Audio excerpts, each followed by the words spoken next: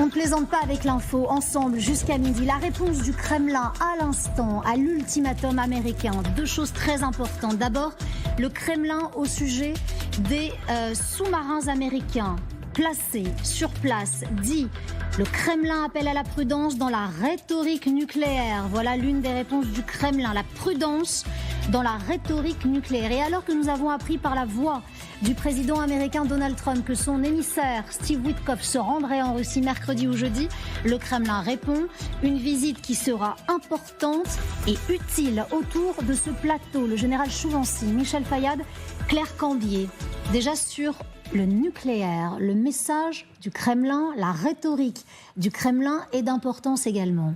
Oui, on a une réponse qui arrive 48 heures après la mise à l'eau, oserais-je dire, des sous-marins par Donald Trump. Dans les 48 heures, donc on ne s'est pas pressé.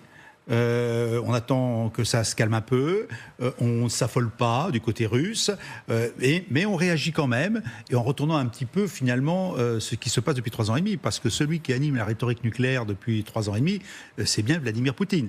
Donc voilà, donc il appelle à la prudence, il ne jette pas d'un revers de main ce qu'a fait Donald Trump, il le prend en considération, mais il le met à un niveau relativement modéré pour à la fois ne pas l'énerver, montrer qu'on réagit et puis rester calme. Donc je trouve qu'effectivement, cette réponse était pour moi prévisible depuis 48 heures. Pas tout de suite, voilà, pas tout de suite, mais répondre quand même pour effectivement ne pas mettre Donald Trump dans une position où il sera obligé de s'énerver. On sait que Donald Trump s'énerve, on ne sait jamais où on va. Michel Fayad, on a beaucoup ici parlé de la rhétorique utilisée par le président américain Donald Trump. On a souvent dit qu'il était épidermique, qu'il avait été piqué presque à vif par le fait que Vladimir Poutine balayait d'un revers de main ses ultimatums successifs. Est-ce que c'est la bonne façon, cette fois, de pouvoir parler à Donald Trump, d'appeler à la prudence dans la rhétorique nucléaire ? Moi, je pense que les Russes et les Américains sont en train de se parler. Si Witkoff va faire son voyage, c'est que forcément ça a été préparé et discuté derrière les rideaux, comme on dit. Et donc je pense que la déclaration du Kremlin s'inscrit dans cela. Je pense qu'avant qu'elle soit rendue publique, elle a été même discutée avec les Américains au préalable. En fait, c'est de la pure diplomatie, c'est du langage diplomatique, et donc ça a pu être discuté. Porte-parole du Kremlin, c'est lui qui dit cela, oui. Dmitri Peskov. Nous pensons que tout le monde doit faire preuve d'une grande prudence, Claire Cambier, et tout le dans monde, ses déclarations sur le nucléaire. Tout le monde, ça veut dire Donald Trump, mais ça veut dire aussi Medvedev, qui avait agité quand même cette menace de la main morte, ce système automatisé ou peut-être semi-automatisé selon certains experts de lancement de salves nucléaires si jamais la Russie était attaquée. Il y a un autre pan dans cette déclaration du porte-parole du Kremlin, Dmitri Peskov, qui dernièrement prend la parole pour distiller des messages d'importance. Il faut le reconnaître, notamment en ce qui concerne la visite de l'émissaire américain, Steve Witkoff, prévu d'après le président américain donc à mercredi ou jeudi prochain. Il dit que cette visite sera importante et utile. Et parce que les mots, en général, ont un sens, importante d'une part, utile de l'autre. En quoi est-ce qu'elle est importante ? En quoi est-ce qu'elle sera utile ? Alors, c'est très difficile à décoder, importante sûrement, parce que c'est bien dire Donald Trump, vous nous envoyez un émissaire, on va le traiter comme un émissaire de qualité. Donc déjà, c'est témoignage de respect, de prise en considération. Toujours pareil, on ménage les susceptibilités et on prend au sérieux ce déplacement. Maintenant, utile. Alors le problème, c'est que dans cette affaire-là, on ne parle pas des Ukrainiens depuis tout à l'heure. On n'en parle pas. Les Ukrainiens, où sont-ils ? Donc le mot utile, pour qui ? Utile pour les Russes et les Américains, c'est un peu ce que vous aviez évoqué sur le deal très économique qui pourrait se faire, mais il faut bien qu'à un moment donné, l'utilité soit aussi pour le conflit, donc pour les Ukrainiens. Et c'est là, c'est très sibyllin finalement. Donc utilité pour qui ? Dans quel contexte ? Et moi, je reste convaincu que les Américains et les Russes vont s'entendre de toute façon sur certains points en bilatéral.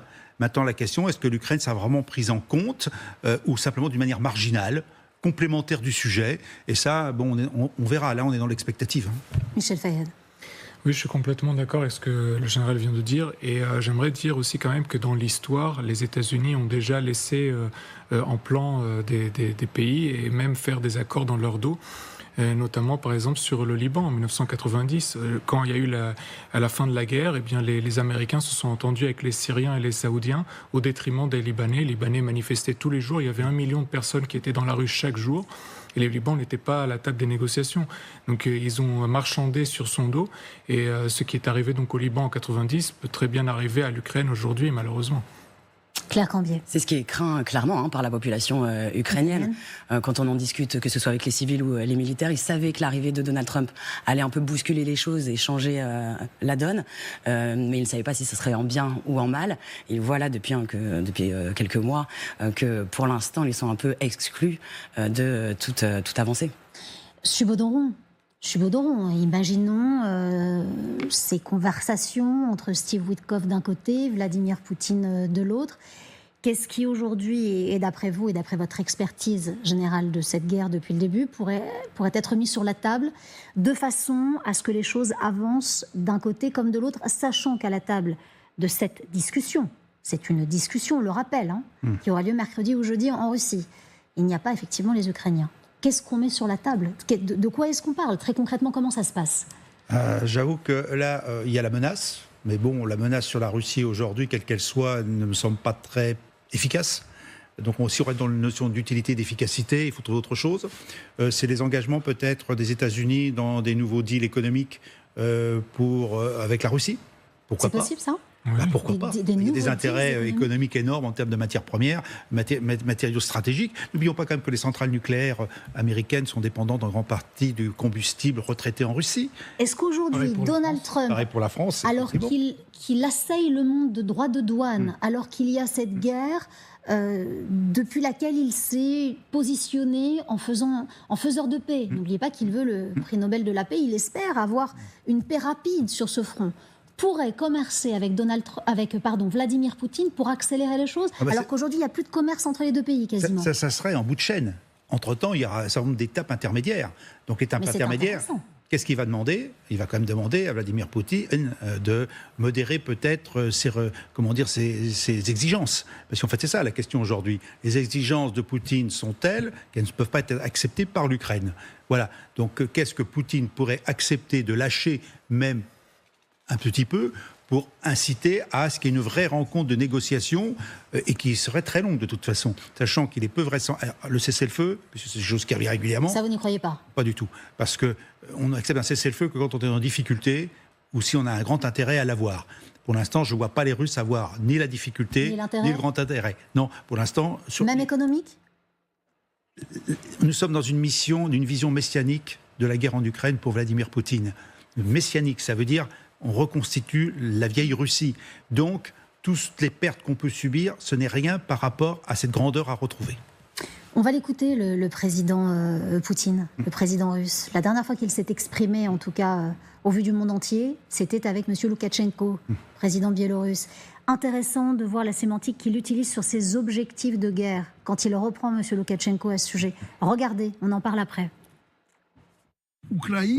L'Ukraine devrait courir vers Vladimir Poutine, le supplier de s'asseoir à la table des négociations et d'arriver à un accord. Sinon, dans 1 mois et demi, voire 2, je ne sais pas trop, il ne restera même plus de structures défensives en Ukraine. Les Russes vont tout détruire, tout saisir et avancer. Récupérer, pas saisir, c'est à nous. Les Russes vont tout saisir, tout détruire et avancer, dit M. Loukachenko. Vladimir Poutine le reprend avec un air très sérieux. Il ne sourit pas à ce moment-là, soyons très clairs. Il dit non, on va rien saisir du tout, on va reprendre ce qui nous appartient. Ce qui nous montre bien que les objectifs de guerre russes, en tout cas au moment où il parlait ici, devant le monde entier, sont inchangés. Alors en quoi est-ce que cette rencontre qui va se tenir mercredi ou jeudi prochain entre Steve Witkoff, émissaire américain, et Vladimir Poutine, président russe, va, selon le Kremlin, être importante et utile? Comment, si personne ne bouge de ses positions? En fait, vous savez, aux États-Unis, que ce soit sur le dossier du Moyen-Orient ou le dossier russe-Ukraine, il y a toujours 2 tendances qui s'affrontent. Et aux États-Unis, le département d'État avec Marco Rubio est très pro-ukrainien et très anti-russe. Et comme par hasard, celui qui est envoyé n'est pas un diplomate du département d'État, c'est un businessman, un homme d'affaires, donc Witkoff, qui est donc un ami d'affaires de Donald Trump. Et donc ça signifie qu'il envoie un message aux Russes également. Donc faisons un deal commercial. Je reviens à cette idée-là qui est totalement vraie, parce que pour les États-Unis, il y a Vous savez, comme ils avaient essayé de négocier avec Zelensky pour les métaux rares.